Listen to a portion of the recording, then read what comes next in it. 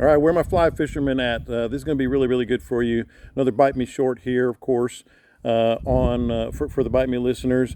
We're with Captain Scott Null again, who is really one of the pioneers, if we're being honest, of fly fishing in Texas, especially offshore, near shore, etc.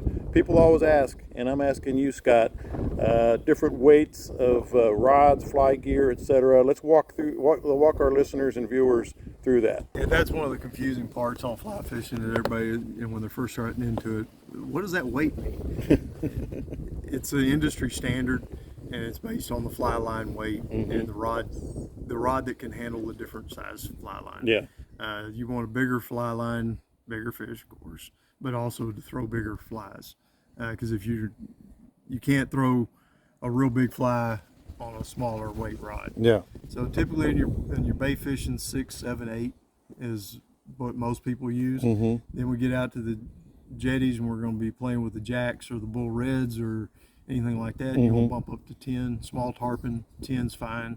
Then when you get after the bigger tarpon, you want something a little more backbone to fight them and get them in a little bit quicker. So you can bump up to a 12. Yeah. What do we have here? It says 11 plus on there. That's the reel.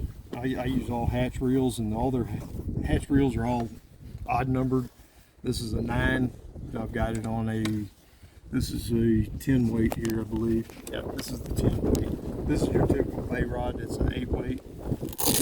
And how long are they? And No, I did that backwards. Yeah. This is the 12 weight. Okay. So I started unpackaging it, and I was like, man, that's too big. Yeah. That's a hatch 11 plus. Hatch, the way they number their things, they call it 11 plus, so it's good for a 10, 11, or 12 weight rod. Gotcha. It balances.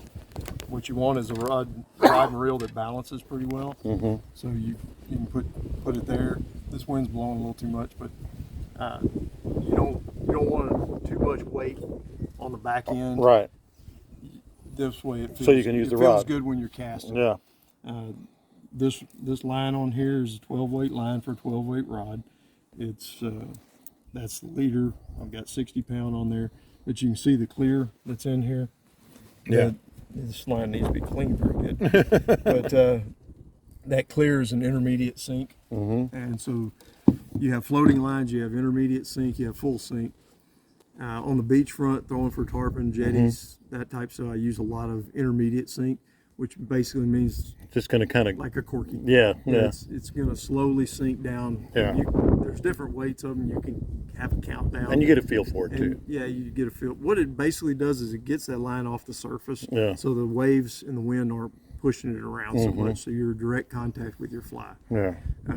12 weight, that's going to be for the big boys. Anything, I get into tarpon over 80 pounds, 90 pounds. I'll generally bump it up to the 12 weight just to make the fight a little bit quicker. Yeah. So we can release them in better shape. The little bitty jetty fish, the little small baby tarpon that I've got running on the jetties, those 2 or 3 footers. Then we're going to use that's a 9 plus hatch, so it's good for an 8, 9, or 10 weight rod. This is a 10 weight, and There's your fly. this is a typical fly that I like to use on tarpon. Anything that's a bait fish kind of looking fly. So when it's in the water, it looks like that. Yeah. It's going to smooth itself out as you pull it through the water, and change the size a little bit. There's times I'll throw one that's more like that short. Yeah. Depends on what the bait fish look like. Right now they've been on shad that are About that size. about, about palm width size. So that's what I've been using a good bit. This one happened to be silver. I've got some that have a green back. I got some with a blue back.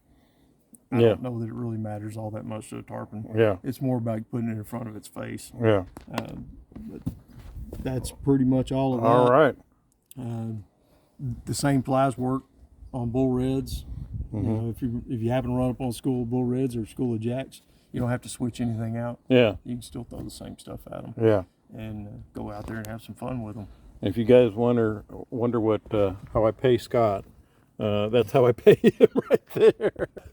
I appreciate it, guys. This is another Bite Me Short. Don't forget to subscribe to the podcast wherever you get your podcast, and you can hit subscribe on this channel. We're going to keep these up for as long as we can.